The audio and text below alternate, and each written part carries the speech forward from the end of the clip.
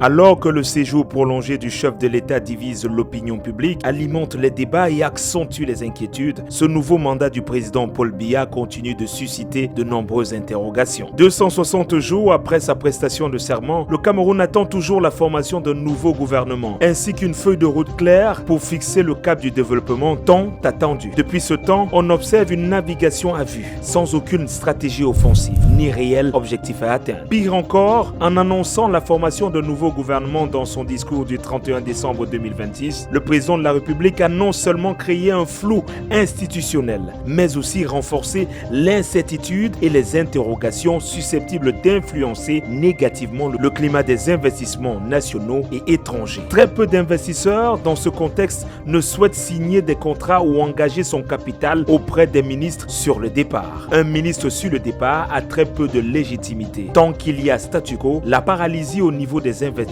s'impose. Quand un nouveau gouvernement tarde, les investisseurs craignent un changement brutal des règles du jeu avec de nouveaux officiels dans l'avenir. Une attente prolongée entretient l'incertitude et peut influencer l'appréciation des agences de notation financière. À cet effet, l'actualité nous renseigne que le Cameroun s'est vu attribuer une note B, assortie d'une perspective négative. Une telle notation entraîne généralement une hausse du coût des emprunts de l'État sur les marchés financiers internationaux. Les investisseurs exigent généralement des taux d'intérêt plus élevés pour compenser le risque perçu. L'homme du 6 novembre annonçait lors de son discours d'investiture qu'il œuvrerait sans relâche à l'avènement d'un Cameroun uni, stable et prospère. Il promettait que la situation des jeunes et des femmes serait au cœur de son action tout au long du septennat en cours. Force est de constater que 9 mois plus tard, des bases de ces promesses n'ont toujours pas été jetées. Les récentes nominations à des postes de responsabilité au sein d'entreprises nouvellement nationalisées, telles que la Socadel et la General Bank of Cameroon, ont marqué le retour aux affaires d'anciens membres du gouvernement. Une évolution qui semble aller à contre-courant de la volonté affichée par le chef de l'État de promouvoir des jeunes et les femmes. Les premiers mois de ce mandat ont surtout révélé les luttes d'influence, les guerres de clans, le scandale du faux décret ainsi que l'affaire de l'or. Nous sommes face aux réalités d'un nouveau mandat qui plonge l'État dans une paralysie avec une économie sclérosée, une situation qui rend l'environnement tendu et accentue l'incertitude. Une question demeure, quel est l'objectif réel pour ce nouveau mandat ?